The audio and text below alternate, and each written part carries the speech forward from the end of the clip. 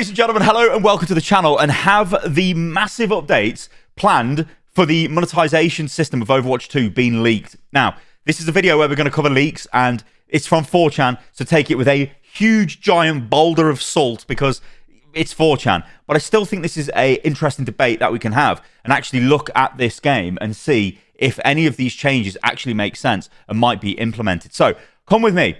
This is the current monetization of the game. Things like this, which nobody ever uses and nobody actually cares about. Also, the Battle Pass, major issues, doesn't give you currency. It's a FOMO, so you can't obviously buy the Season 9 Battle Pass and then complete that in maybe Season 12. You can't do any of that. Yeah, I could show you the store. In fact, I will, because it's just funny at the moment, the shop is. So if you go here, it's just full of recolors. And this, again, is the issue with Overwatch's monetization. It just, you know, they obviously have got a dollar value attached to a recolored skin, and they just go, yeah, Reinhardt, let's just recolor this skin, which was literally an original OG skin that launched with Overwatch back in 2016, and they've just colored it pink and gold, and they're selling it for $19. It's horrendous, it's horrific, it's terrible, it's crap. Like, when they're developing monetization strategies for people that buy this kind of stuff, and even like, let's buy a $29 package with a Widowmaker skin, which again is another recolor, I believe, it's just like, using the term low effort is harsh, but it really is. But why would they try harder if they can make money doing this? And it's like, ha, ha, ha.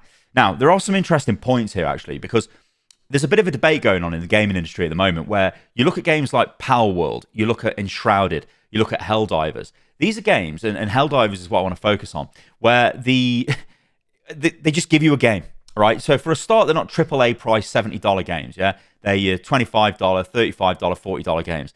But you get a game. I've been playing a lot of Helldivers recently when I can, when the servers work. But basically, you get in there, you enjoy the game. The actual head of Arrowhead, the director of Arrowhead, the studio that made Helldivers, straight up said, you need to earn the right to monetize your players. You don't just come out with a game and then just hit people with monetization. So they've come out, produced a great game. I'm enjoying it. So now I'd be more inclined to buy content for that game down the line. That's the way to do it. Anyway. Overwatch, whatever, we've been through this, we've done it to death. So let's go back to the awesome Battle Pass, and then I'll bring in the leaks, because the leaks are, what was I looking at this? So these are the leaks, get ready, because they're from 4chan. So this was sent to me on Twitter. There was actually a post of this on Reddit, although when I went back to it, it seems it's been deleted. So, well, I don't know, take that with a pinch of salt. Now, in terms of this leak, you can see that apparently this was on the 18th, Sunday. So it's been out there for a while. But I think it's just interesting to go over this, because if Blizzard want to do a monetization update, would they do something like this?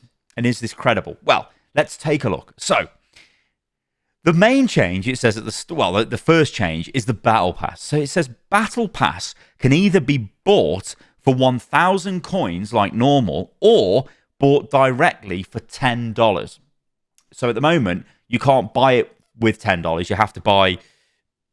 Actually, no, you can buy the packs, can't you? Yeah, you can buy the Battle.net. I think I've got Battle.net open somewhere. Let's have a look. You can buy the Battle.net packs. It probably won't even show you them on here, but let's have a look. Where would it be? Shop. Overwatch. Yeah, but you get the passes, don't you? Like, I totally forget about these things. Yeah, this thing. Although this is expensive, isn't it? Yeah, whatever. Anyway. What's this? I don't want to solve anything. What's this? I need to update. I don't get off. I don't want to solve anything. Goodbye. Okay. So it can be bought for 1k coins like normal, or bought directly for $10. Directly buying the pass unlocks 1,200 coins. Okay. So that would imply you get a bonus 200 coins if you spend $10 cash to buy the Battle Pass of that season. That can't be earned if you bought it with in-game currency. Okay, so this would imply that you still have to, I guess, complete the Battle Pass, or these coins are now in the Battle Pass if you bought the premium Battle Pass with money. Okay. Buying the Season Bundle also gives you the 1,200 coins. So I think the Season Bundle was the thing I just showed you guys in Battle.net, which is like, you know, gives you coins and all that stuff. So, okay, right. Surface level, my thoughts on that are, can they even do that? Because if they're charging, like, where's the distinction here? Like, the Battle Pass, it feels like there's 3 Battle Passes then, right? So you'd have the free Battle Pass, you'd have the premium paid with coins, and the premium paid with money. And if you bought the premium paid with money, then you can get another 200 coins in that battle pass, or you just get that as a bonus for buying it. I don't know. That would probably be the way to do it, because then you still just have one premium and one free battle pass, I suppose. So, okay, whatever. Battle passes, whatever. Mythic changes have already been discussed. Yeah, so they have. So off the top of my head, the Mythic changes were, I think they're going to allow us to buy old Mythics when we complete a battle pass. So you get to level 80, you'll be able to select a Mythic. It won't be this season you're just going to get Moira. For example, if this was implemented, it will be, I don't have the Junker Queen epic, and I don't have the Orisa epic, I believe. So, Mythic, sorry. So I could be like, hey, I'll select one of them instead. Although I wouldn't, because the Moira one is way better. Definitely much better than the Junker Queen one. I wasn't a fan of that one. Okay, I wasn't a fan. This, though, is where things get spicy. Now, again, remember, like, this is a 4chan league, and this could just be like somebody's wish list, and they're trying to make it seem feasible with like little bits leading into this, then dropping bombshells that I think everyone would just go, okay, thank God you're doing that, Blizzard. So the battle pass does not expire, but can only be purchased during the relevant season. Now that would make sense from a business perspective. AKA, if you buy the season 10 battle pass during season 10, you can finish it whenever you want, but you cannot buy it once season 10 ends. Now, this is an interesting point, because Blizzard love FOMO. They love like the mind tricks. They love, you know, taking the piss out of gamers. They've got entire departments that work on this. It's standard throughout the entire industry of these live service games, where they're just trying to maximally rinse the audience as much as possible. FOMO is a great thing. We've even seen the executive producer of Overwatch talk about FOMO as if it's a good thing on Twitter. But FOMO here would be, look, if you don't buy the battle pass, you'll never be able to complete this battle pass. But if you do buy it, you can maybe come back in a few months and then, I don't know, unlock the battle pass and carry on and finish it. This is very much like Halo Infinite does it. And I've, you know, in about 20 different videos now, I've said, yeah, this is a good system, bring it in.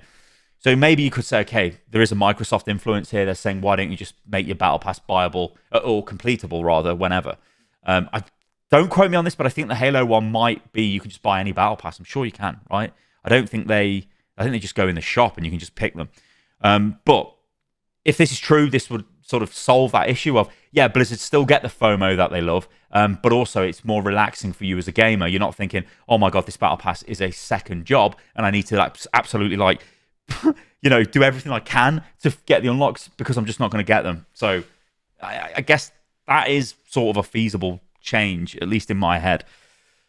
Souvenirs are being retired. Now, if this is true, I wouldn't really care. I mean, Souvenirs are literally terrible, but would they replace them with something else? Would they reduce the levels in the battle pass? Would it suddenly just become a 70 tier battle pass instead of 80? I don't know. But again, if I was writing these changes to monetization, I would write that down, because I think Souvenirs are literally the worst cosmetic in any game ever, because there is literally no point to using them. They're just emotes that have got the same animation and a different model appears in the character's hand. They are so bad. But I know why they do it, because it's really easy and it's a way of bulking out the battle pass. If you've made these objects, I'm guessing environment artists make these, and then maybe they're like props and stuff, or maybe they're prop artists, I don't know, and they're just using them in maps and stuff like that. But yeah, they're just terrible. It's like, let's just throw 3D models we've made into the battle pass and nobody cares. Literally nobody uses them. I've never seen anyone use one, apart from once, ironically, or unironically, maybe. Anyway, let's move on. Heroes no longer unlocked on the battle pass. Now, this would be, if you were a betting individual, you might say, I would actually bet on this being a thing, because there was noise around this sort of before and a little bit after BlizzCon last year, where Jared Noose, the executive producer, basically said, yeah, we're going to look at the way heroes are going to be. It didn't. I think he said it in an interview, didn't he? Well, maybe it was with SVB. Was it with SVB? I think it might have been podcast. But he basically said they're looking at it. He didn't confirm or deny anything, but the fact that they've even said anything about it probably indicates that, yeah, it's something they're looking at. Because, of course, there's a lot of knock-on effects with this. The more heroes that get added to the game, the more chances players don't have access to all those heroes. We've seen this with Mauga, where when he launched, he was just totally broken. It was terrible hero design, really, but completely broken. And there was a player who literally bought the battle pass in the middle of a game just to unlock the tank because he was losing. That's terrible, and we don't want that, because that is pay to win in a lot of ways. You know, New hero, it's OP. We need it. If we don't have it, we're just going to lose. Wait, our tank doesn't have the battle pass. They haven't spent $10. Uh-oh, we lose. That's crap. So I think as time goes on and more heroes get added, this issue gets compounded. It gets worse. So I think they do need to look at a different way of giving us heroes. Now, I was never a fan of locking heroes in the battle pass from day one. It was the worst thing ever. This is a game built on swapping. Anything you do to restrict the player's choice on swapping heroes is garbage, unless you've got other systems built into the game, maybe like a pick ban system, or you've got something which makes it equal for all players in the match, right? Which it's not the case with the current system. So if this is true and hero unlocks are going away, that's fantastic, right? But I think something is going to happen with this anyway. Right, let's move on. So shop skins. This is So there's going to be a new tier, apparently, according to these leaks. So legendary Overwatch 2 skins now only cost 1,200 coins. So remember, delete the 2 zeros, $12 this would cost, instead of 19. So that's a big difference, right? And at that point, if you are suddenly going, well, $12 for a skin, does it feel more palatable? My thing has always been $10, right? I've always thought, okay, $10, that's sort of the point where I would look at something and go, yeah, okay, fine. But when it's $19, I'm like, well, I don't really care. Like, unless it's absolutely world beating in terms of quality, which probably ain't. And yeah, so I've never been a fan of the prices. But the price coming down, this would be a major update, because once you do that, you can. I mean, listen, guys, they could never increase the price again. So if they drop them down, they could never go, oh, sorry, we're just increasing the price again. Because that would be a disaster on every conceivable level. So I dropped 1,200 coins. Yeah, okay. Epics now cost $800 for an epic. Then this is where things get a bit spicy. So new red skin rarity called Unique, meant exclusively for collaboration skins. Now, these will still cost 1,900 coins to craft. Remember that word. So actually, we'll get onto that now because the sentence is kind of finished, but it is used a few more times in this. But look at this, right? And look at what's happening. And look at what we can kind of guess as to what's happened in terms of how much money this game's made. Let's go to the Seraphim. This is the single point in Overwatch 2's history where it has made more money than anything else it's ever done. I can almost guarantee that. I'd almost bet my house on it. I bet everything on it, right? Because they had a massive collaboration. In every game, everybody was wearing those skins. Those, like, the pack was incredibly expensive. The skins were all being pumped out for $20 a go. It was just like, this is a very well done collaboration in that respect, because number one, if you're a K-pop fan, you're going to be looking at this. If you're a fan of Le Seraphim, you're probably auto buying this. They're also a massive group as well. Then you've got really high quality skins. They are literally some of the best skins in the game by an absolute mile. When you look at the minute details on them, even if you don't care the way that they're designed, you look at the detail on them, you have to appreciate that. They had an animated short. They had literally that it appeared in a Le Seraphim video, which got like crazy amounts of views on YouTube. So this was like a very well done collaboration. Obviously, they've done other collaborations leading up to that point, things like the One Punch Man. And we know that the Cowboy Bebop is coming soon. I think that's coming this season, is it? Or next season or whatever. But they teased that, didn't they, recently? Now, again, I'm not a fan of that. So to me, that's just like, yeah, I don't know who the characters are. Like with One Punch Man, I don't know who the characters are. So I don't really, like, I've not watched any of it, so I don't know. And I'm like, right? The Seraphim was the same sort of thing, but I could kind of understand that easier because it was like, oh yeah, it's a group. Music, I can look at this and I go, oh yeah, and I can see where all the connections come from, instead of like watching loads of episodes of One Punch Man or whatever. But that's just besides the point. The thing is, these collaborations will make a ton of money. So what would you do if you're Blizzard? Maybe we go, look, the Battle Pass is a lost cause. We're not making that much money off it. The shop is kind of a lost cause with legendary skins. That's why we've just recently been doing recolors, because they're so easy to do. But still, it's not great. We're not making a lot of money. However, we had this moment last year where we made a shit ton of money, and it was on these special collaboration skins. So what we're going to do going forward is give these skins their own tier. We'll make them even more exclusive. We'll still charge the same for them, but we'll really double down on these moments. So maybe we'll have 2 or 3 moments every year where we do a collaboration event, and that is where we make our money. Everything else, and this would run in line with them going, you know what, let's reduce the price of legendary skins. Because like I said, guys, once you drop the price down, you're never putting that price back up again. So maybe they don't care. They're like, we make so little money relatively on the shop skins that are just like your generic legendaries and whatever. We're just going to drop the price of those and really, really, really go hard in on the collaboration stuff. Now, there's also another thing here, which this kind of makes me a bit sad. It's the animated shorts themselves. We've seen what they've done with Le Seraphim, and that had a extremely good animated short. It was nothing to do with Overwatch lore or whatever. It was, well, maybe you could say it is actually, I don't know, but it wasn't like pushing the Overwatch story forward, I guess that's the way to look at it. Could that have been the moment where Blizzard are like, look, we are now diverting our animated short budget to this kind of stuff. We're not going to mess around making them for heroes anymore. I mean, look at the Sojourn cinematic. Didn't do very well viewership-wise on YouTube. Yeah, it was shown in client first, which was a very odd decision. And then it was put on YouTube, I think, like 2 days later or something. It wasn't a great move by Blizzard. So, you know, you're going to lose a lot of advertising there. But the point I'm making is, are we going to see less of those? Obviously, with PvE going away as well, they've got no incentive, really, to make story animated shorts. They can just do in-engine animated stuff, or even the 2D kind of origin story stuff, instead of focusing on that. But to me, as a player of Overwatch, it kind of goes back to what I said at the top of the video. You want games to be fun, don't you? You want them to be like, wow, this game is awesome, look at this amazing cinematic, or some sort of piece of art. It looks like Blizzard are probably going to maybe go in the direction of, hey, we're just going to use this for monetization now, rather than actually, you know, building stuff on the game. But whatever. I think the main takeaway here is the unique tier being a new tier. Maybe it won't end up being called unique, but some other tier above that. And again, remember, guys, it's all just random leaks. But I do like discussing this stuff because it is like, you never know. And it's cool to look back on this, because if it turns out to be true, it's like, good Lord, it's true. Okay, what we got next? So, shop skins lack value according to players. Well, I mean...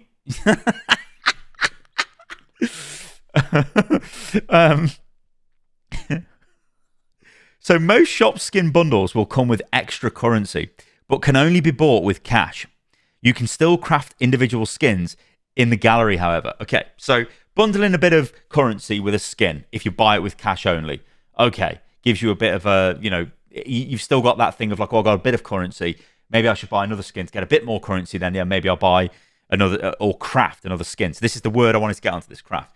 So when I first read this, I was like, craft, what are they actually talking about? There's not going to be a crafting system, is there? Or is there? But no, I wouldn't imagine there is.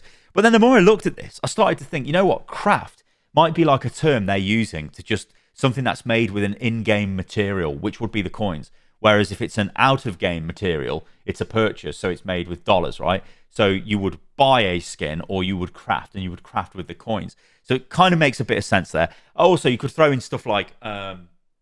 not monetization, MMOs. A lot of the well, I say a lot of the developers, are they now? Aaron Keller, I can say, was a World of Warcraft developer in the early days. So maybe it's terminology he uses and the team uses. I don't know. But that's the only explanation I can think of for the use of the word craft, because it is a little bit odd. Now, the next point is, general idea is to devalue in-game coins while increasing the value of direct purchases.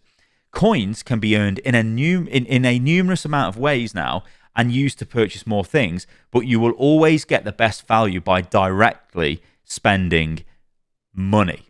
Now, this is obviously, the dollar is king, and they want cash, right? They don't want coins. They don't want people. I mean, like, look at this here. I've got like 1,400 of this.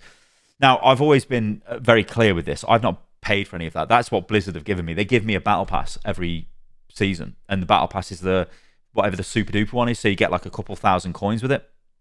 I think they must have given me coins at some point, but I've never bought coins, so I'm like, I'm not interested in any of that. But the idea that they're devaluing them may not be accurate, because if you can still spend these things on everything in the game through just playing the game, if you can actually earn them in the battle pass, potentially, even though it would only be 200, I don't know, but is that really devaluing them? According to this, you'd still be able to buy the mega, like, unique skins with coins. So I don't know, but I think it sort of does bring you back to this top point, though, doesn't it? When you look at this and think, if they've got these 200 plus coins, why are they not just giving you the entire value of the battle pass back again? Or are they really viewing the battle pass as that purchase they want players to make every 9 weeks and give them $10 every 9 weeks? So over the course of a year, you know, you basically make your $40 $50 or whatever it would be off a player through them actually, picking up the battle pass and not interacting with the game in any other way. So yeah, I think it's all interesting. The final bit as well is hero changes. So it says heroes are no longer on the battle pass, now playable for free during the entire season they launch, and unlocked permanently by playing a certain amount of games during that season. Number not decided on yet. After the season ends, you unlock heroes you missed in the same way you do now. So I think that's just like, if it's a support hero, it's like play a number of support games, isn't it? And then you just get the hero or whatever. I think, yeah, like that would just make sense. Like if you just get the hero and it's just playable for free the entire season and you actually play the game that season and play a certain number of games, as it says, and you just get them unlocked, it makes more sense. Like, I've always been against locking heroes in the battle pass. It's just a terrible, terrible practice. So if they do move away from that, I think it's a really, really good thing. Yeah, so I think we'll leave it at that. So those apparently are leaks for the monetization system in Season 10 of Overwatch 2. Now, of course, Season 10 is a big season because this is a season which will include a new hero. Venture will be playable in this season. So it makes sense, doesn't it? If you're going to change the way your new heroes are done, you do that in the season, you launch a new hero. And then it also makes sense, doesn't it, if you want to make changes to your monetization system as well, because they're all sort of part and parcel, they go hand in hand. Now, I want to know what you think about this, because I look at this and I almost, I'll bring it back up on the screen while I'm ranting. I almost look at that and I think, it might be legit. Now, remember, it's a leak. It's a stupid leak. Well, it's not, is it even a leak? It's a post. Let's just call it a post on 4chan, right? Could be anything. But, I look at it and I think it does sort of stink of what they would do to minimize certain areas of monetization frustration and then maximize other areas. You get what I'm saying? So this could be what happens. But like I said, it'll be really cool to come back to this in the future when Season 10 does drop and see what this is all about. Okay, ladies and gentlemen, good Lord, I'm choking to death. Thank you for watching the video. And yeah, let me know what you think about this in the comments below. I know you will. And I'll be watching the comments as they roll in. And I'll catch you guys in the next one. See you soon.